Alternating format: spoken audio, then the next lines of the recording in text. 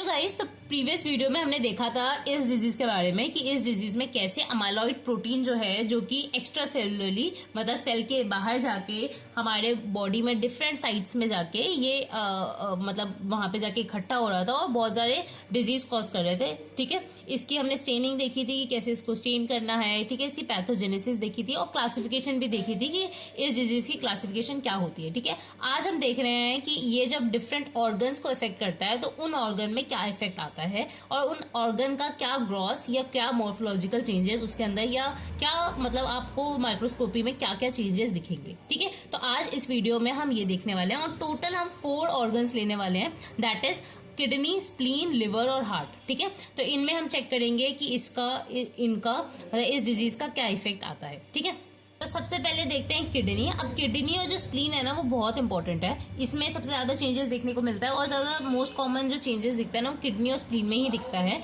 इस प्रोटीन का। ठीक है, तो हम सबसे पहले यही देखते हैं किडनी का।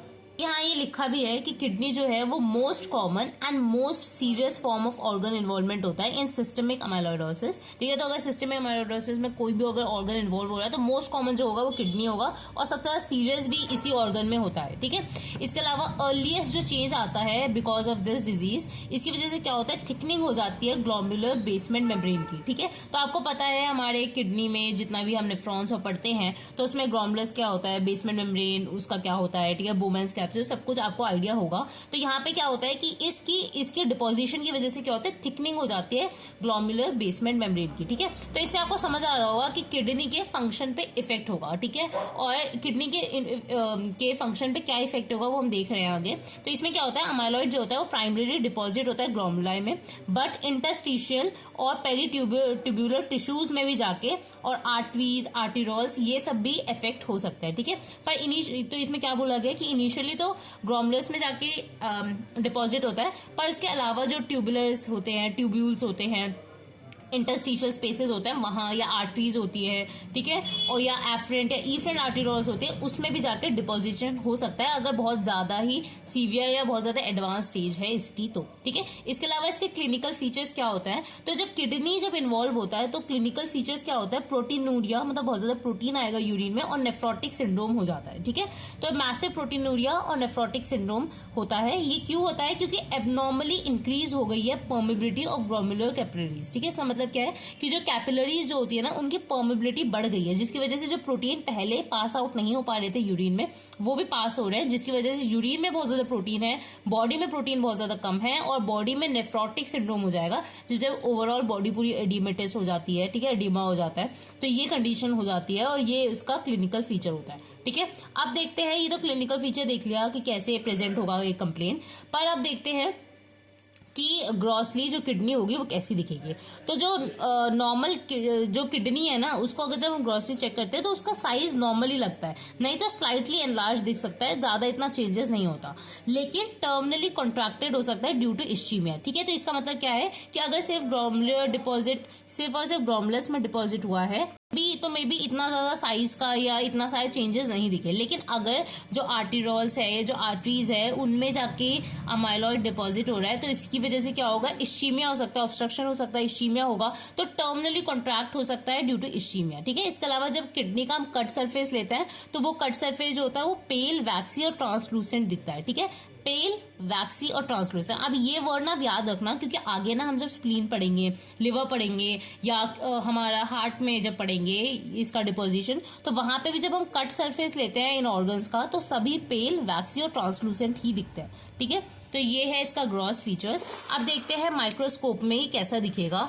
जब हम ऐसे किडनी को देखेंगे। तो माइक्रोस्कोप में हम 2 चीजें देखते हैं, सबसे पहले ग्लोमुलस और ट्यूब्यूल्स। ठीक है, तो जो ग्लोमुलाई होता है ना उसके अंदर डिपॉजिट इनिशियली जो होता है बेसमेंट मेम्ब्रेन में होता है ऑफ ग्लोमुलर कैपिलरीज। ठीक है, लेटर जो होता है, later extend to produce luminal narrowing and distortion of glomerular capillary tuft. ठीक है, तो वही चीज जो हमने पीछे पढ़ा वही है कि पहले क्या होता है, धीरे धीरे डिपॉजिट होना शुरू होता है in the basement membrane of glomerular capillaries, पर धीरे धीरे जो ये इतना ज्यादा डिपॉजिट हो जाता है कि अब जो है नैरोइंग हो जाती है कैपिलरी के टफ की। ठीक है, तो ये आपको माइक्रोस्कोपिकली दिख सकता है। इसके अलावा जो ट्यूब्यूल्स है उनका भी डिजनरेशन स्टार्ट होने लग जाता है, तो degenerative changes in tubular epithelial cells and amyloid cast and tubular lamina आपको दिख सकता है। ठीक है, तो ये हमने देख लिया किडनी में। ठीक है, तो आपने किडनी में आपने बस बेसिक चीजें देखी कि सबसे पहले मोस्ट कॉमन और मोस्ट सीरियस जो फॉर्म होता है ऑर्गन इन्वॉल्वमेंट का वो किडनी ही है, और इसमें जो मेजर जो पार्ट अफेक्टेड होता है वो होता है ग्लोमेरुलर बेसमेंट मेम्ब्रेन। ठीक है, जिसकी थिकनिंग हो जाती है, जिसकी वजह से क्लिनिकल फीचर्स क्या आता है, प्रोटीनूरिया और नेफ्रोटिक सिंड्रोम आपको दिख सकता है। ठीक है,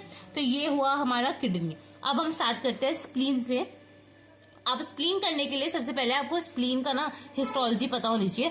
तो सबको पता है स्प्लीन में दो एरियाज होते हैं या दो पल्प कहते हैं उनको, रेड पल्प और व्हाइट पल्प। ठीक है, जो रेड पल्प होता है वो क्या होता है, साइनसेस होते हैं स्प्लीन के। सिमिलरली जो व्हाइट पल्प होता है वो बीच बीच में फॉलिकल्स होते हैं स्प्लीन में। ठीक है, तो इसको व्हाइट पल्प को स्प्लीनिक फॉलिकल्स भी कहते हैं और रेड पल्प को स्प्लीनिक साइनसेस भी कहते हैं।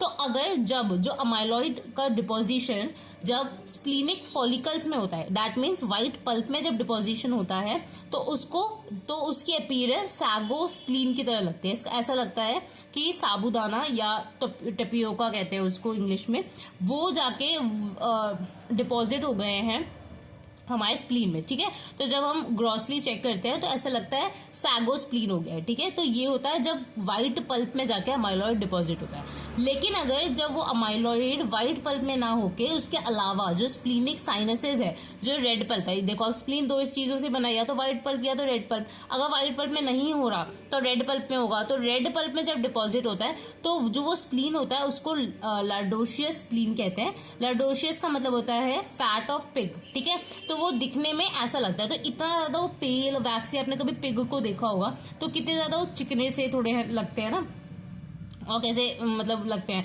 तो वैसा स्प्लीन दिखने में लग जाता है। ठीक है, तो इसलिए लार्डोशियस स्प्लीन। तो आपको ये दो टर्म याद करनी है।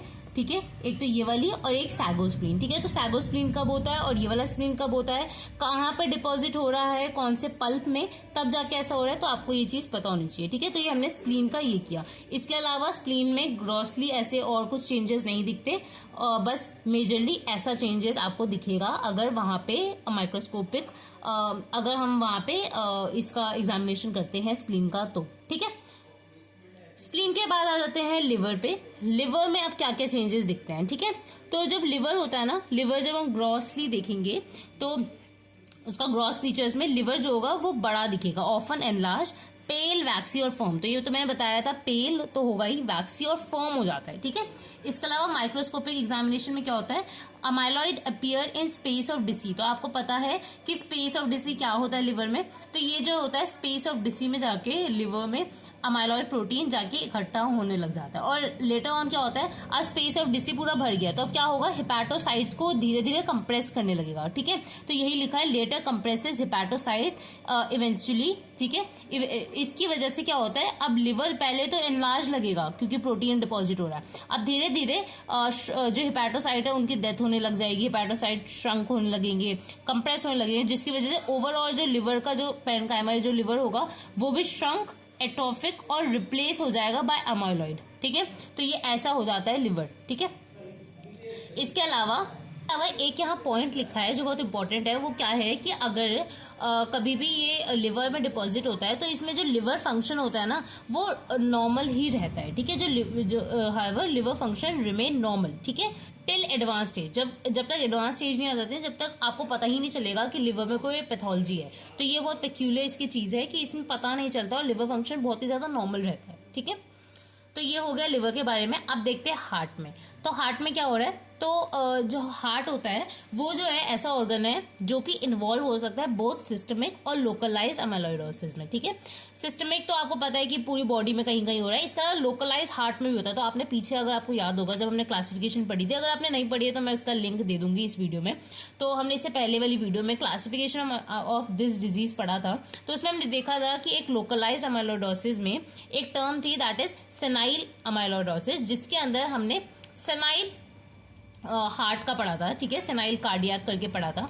तो उसमें हमने क्या देखा था कि एज की वजह से ATTR जो होता है वो जाके डिपॉजिट होने लग जाता है हार्ट में, ठीक है। तो ये उसी की बात की गई है कि लोकलाइज भी हो सकता है और सिस्टमिक भी हो सकता है, ठीक है। इसके अलावा इसके ग्रॉस फीचर्स में क्या होगा, जो हार्ट होगा वो एनलार्ज लगेगा आपको, और एक्सटर्नल सरफेस जैसे मैंने बताया पेल, ट्रांसलूसेंट और वैक्सी दिखेगा, ठीक है। इसके अलावा माइक्रोस्कोपिकली देखेंगे तो जब हम कोरोनरी आर्टरीज को देखेंगे तो वहां पे भी डिपोजिशन हो सकती है। और इसके अलावा अगर मायोकार्डियल फाइबर्स में अगर ये हमारा प्रोटीन जाके डिपॉजिट हो रहा है तो वहां पे ये रिंग फॉर्म में डिपॉजिट होता है, ठीक है। इसके अलावा ये जो डिपॉजिट होता है वो लेफ्ट एट्रियम और सेप्टम जो होता है इन दोनों के बीच में, इंटरवेंट्रिकुलर सेप्टम्स या इंटरएट्रियल सेप्टम्स, वहां पे भी जाके डिपॉजिट हो सकता है ये अमाइलॉइड प्रोटीन, ठीक है। तो ये हमने पढ़ लिया कि अमाइलॉइड प्रोटीन जब डिफरेंट ऑर्गन्स में जाके इफेक्ट करता है या डिफरेंट ऑर्गन्स में जाता है तो वो वहां पे क्या फीचर शो करता है, ठीक है। तो इसी के साथ हमारा ये वाला टॉपिक कंप्लीट हो चुका है। आई होप आपको समझ आया होगा कि हमने क्या पढ़ा, मतलब आपको इजी लगा होगा, इतना डिफिकल्ट नहीं था। और अगर आपको दोनों ही वीडियो में कुछ भी डाउट है तो आप प्लीज़ मुझे कमेंट सेक्शन में बताना। आई विल ट्राई कि मैं आपकी हेल्प कर सकूं और आपको मैं उसका आंसर दे सकूं, ठीक है। तो that's it for the video guys. इसके अलावा भी आपको कोई भी क्वेरी कुछ भी बोलना हो, मेरी राइटिंग आप समझ आ रही है या नहीं वो भी मुझे बताना, ठीक है। तो that's it for this video guys. Bye guys.